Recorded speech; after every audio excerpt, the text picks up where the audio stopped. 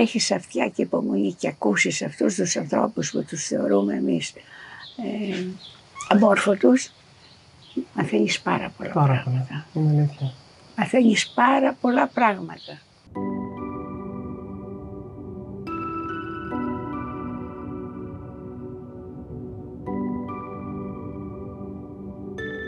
Από την πλατεία Μπρουκ μέχρι και το κάστρο, από τα φτωχά κάποτε κοχύλια στα χαμηλά, μέχρι και την πλούσια γειτονιά της Αρχοντοπαναγιάς στα ψηλά, η χώρα της Σκύρου απλώνεται με άρωμα και κλάδο. Κρατώντας όμως την τοπική ταυτότητα και το ξεχωριστό της χαρακτήρα. Η πυκνή δόμηση που αποτελούσε οικοδομική αντίληψη προστασίας από τους πειρατές φέρνει πιο κοντά το ένα νοικοκυριό με το άλλο, μέχρι και σήμερα.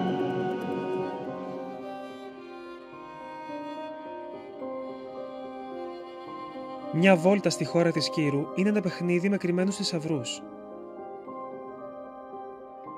Για να τερματίσεις την πίστα όμως, πρέπει να φτάσεις μέχρι τις πύλες του κάστρου, στο πιο ψηλό σημείο της Ακρόπολης. Και με το που περάσεις μέσα, σε αγκαλιάζει δροσιά για το καλωσόρισμα, στο μοναστήρι του Αγίου Γεωργίου. Η μονή του Άη Γιώργη χτίστηκε το 960, ενώ ο ναός που υπάρχει σήμερα, αλλά και το κάστρο για την οχύρωση, χρονολογείται τουλάχιστον από το Σεπτέμβριο του 1600.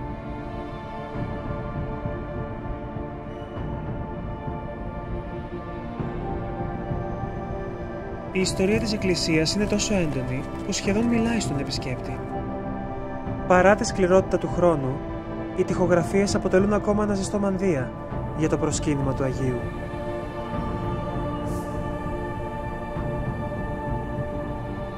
Διασχίζοντας τη μονή μέσα από την πέτρα, περνά στους προϊστορικούς χρόνους.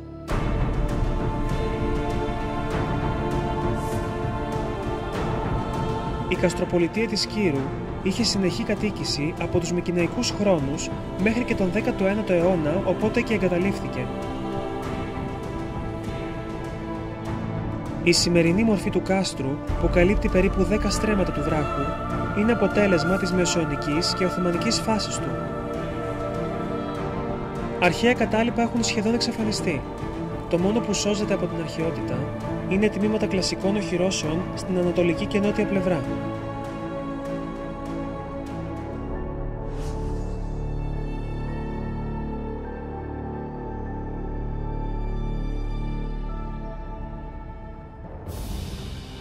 Αν με ρωτούσε κανείς ποιες είναι οι πιο γνωστές παραλίες στη Σκύρο, ο Πεύκος έχει σίγουρα μία θέση στο top 3.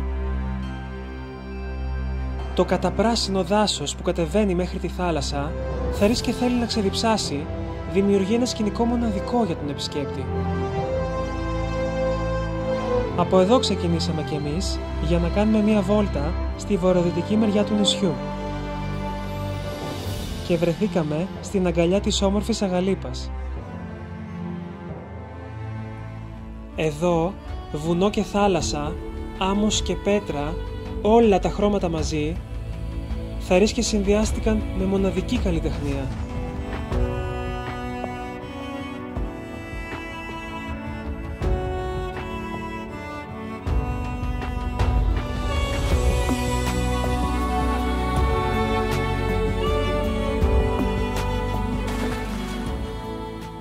Μία ακόμα μυστική παραλία, με ένα ναυάγιο στην αγκαλιά της, αποτελεί σημείο αναφοράς.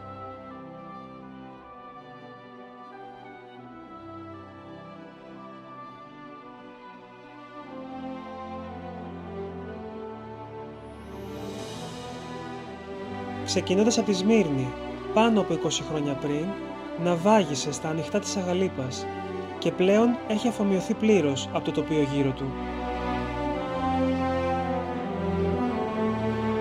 Ο συνδυασμός της καταγάλανης θάλασσας με το καταπράσινο τοπίο που αγκαλιάζονται δημιουργούν την τέλεια συνταγή για το απόλυτο ελληνικό καλοκαίρι.